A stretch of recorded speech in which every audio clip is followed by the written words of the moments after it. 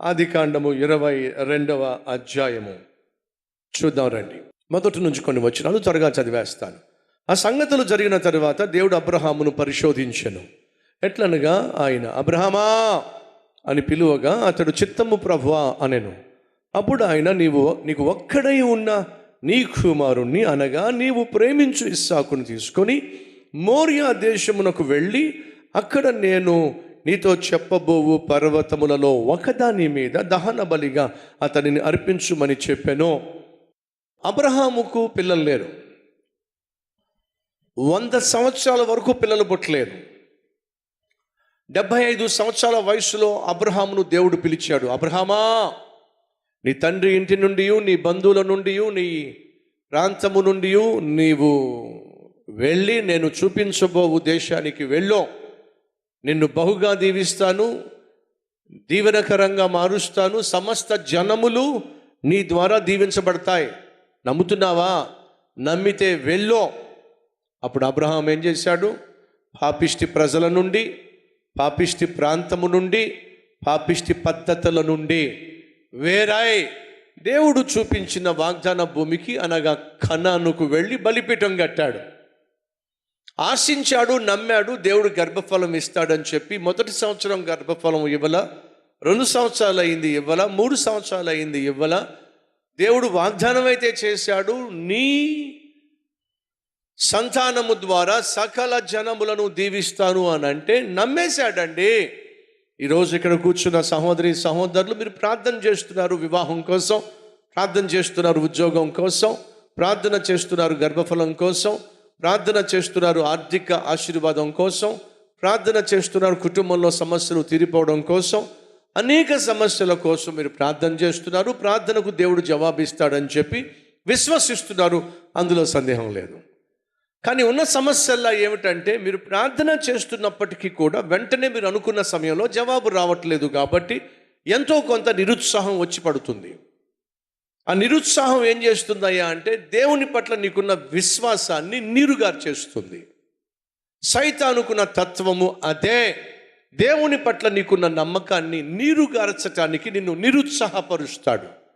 ఎప్పుడైతే నీ జీవితంలో దేవుని పట్ల నిరుత్సాహం వచ్చేస్తుందో, అనగా ప్రార్థన చేస్తున్నాను, నాకు జవాబు రావటల్లా, కన్నీరు కారుస్తున్నాను, జవాబు రావటల్లా, ఉపవాసం ఉంటున్నాను, జవాబు రావటల్లా, ఏం ప్రయోజనం?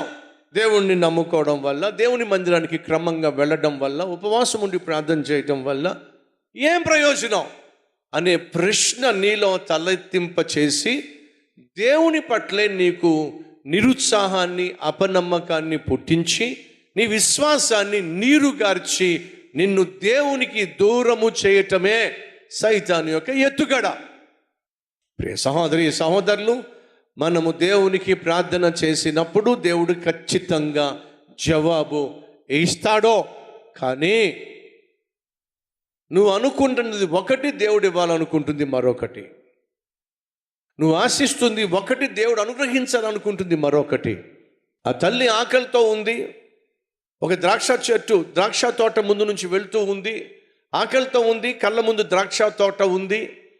ఆ ద్రాక్ష తోటలను చూసుకుంటూ, అబ్బా ఎన్ని ద్రాక్షలో నాకు ఒక ద్రాక్ష గలిస్తే ఎంత బాగుండు అనుకుంటుంది. కానీ అక్కడ ఎవరూ లేరు ఇవ్వడానికి.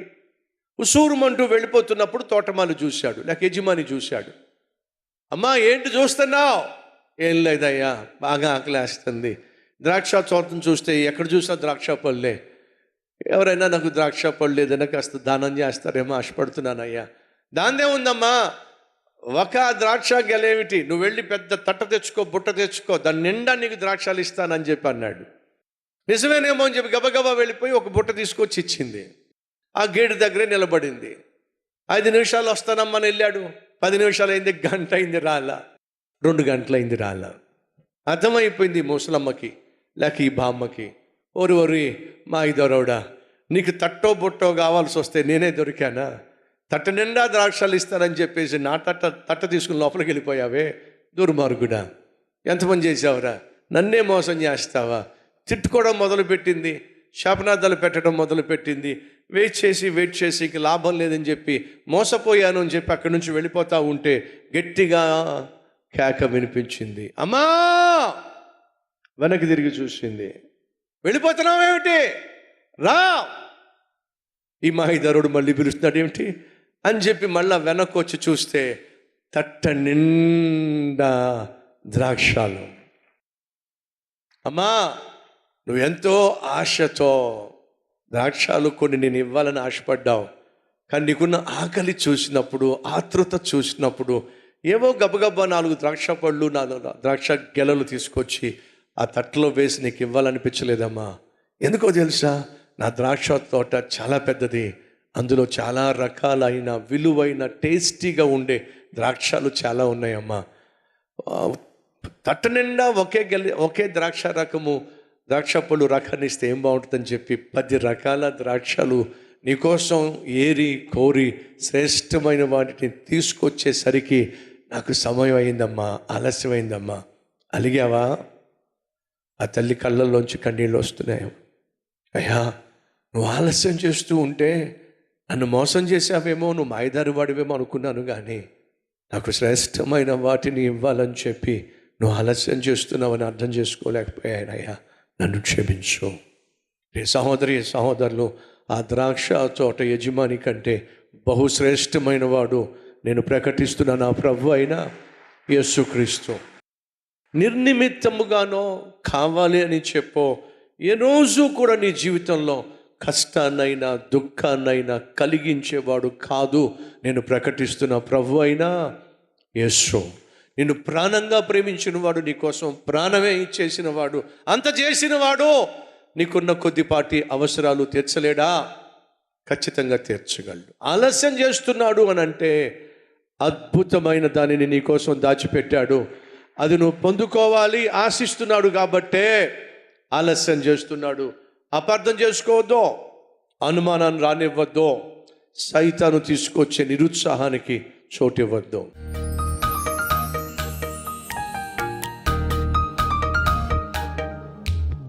ప్రభువుకు చెప్పు, అయ్యా, పరిశుద్ధంగా జీవించటానికే నన్ను నీ అమూల్యమైన రక్తములో కడిగా, పరిశుద్ధముగానే జీవించే జీవితం నాకు దయచేయ్యా.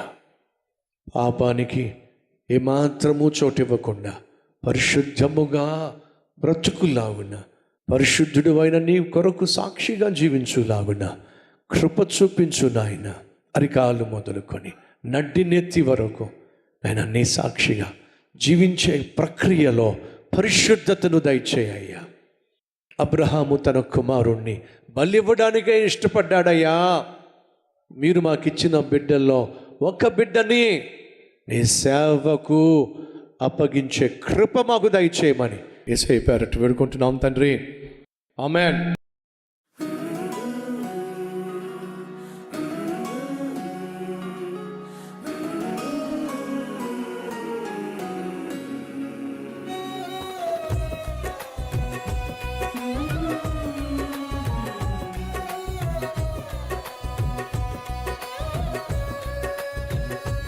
ఈ అద్భుతమైన క్లుప్త సందేశం మీకు నిజంగా ఆశీర్వాదకరంగా ఉంటే 10 మందికి షేర్ చేయండి, అలాగే లైక్ చేయండి.